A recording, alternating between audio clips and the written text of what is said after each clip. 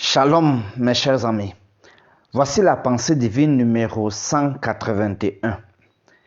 Prière pour Israël détruit par les ennemis. Psaume 79. Chers amis, quand le peuple de Dieu a péché, il le fait punir, mais il détruit ceux qui ont frappé son peuple.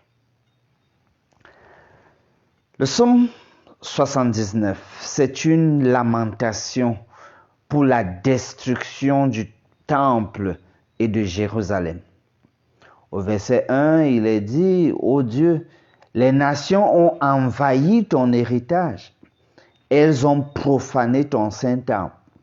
Elles ont fait de Jérusalem un morceau de pierre. » Ce psaume est semblable au psaume 74.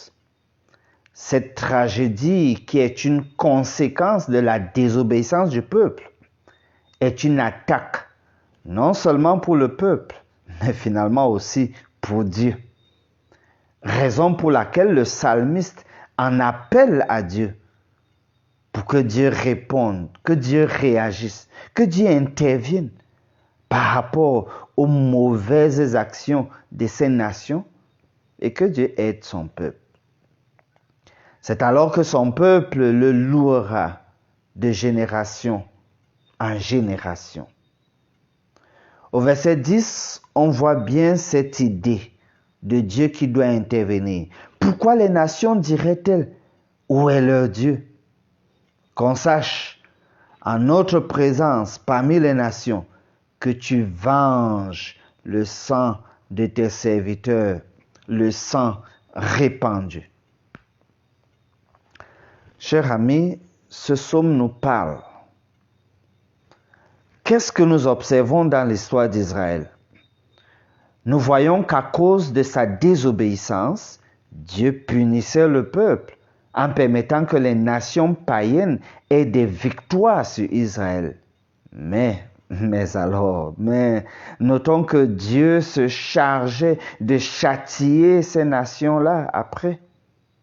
Ce qui représentait sa vengeance sur Israël, son peuple. Et c'est grâce à la prière.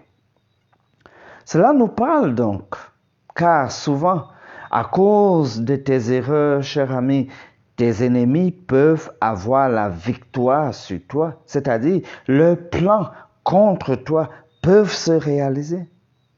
Mais c'est pour un peu de temps. Parce que finalement, Dieu va te venger. Dieu va les châtier. Dieu va prouver que tu es sa personne, que tu es spécial pour lui. Et tout cela, c'est grâce à la prière. Prions. Gloire te soit rendue à toi, Dieu Tout-Puissant, Père très saint. Merci pour ta puissance qui est sans pareille.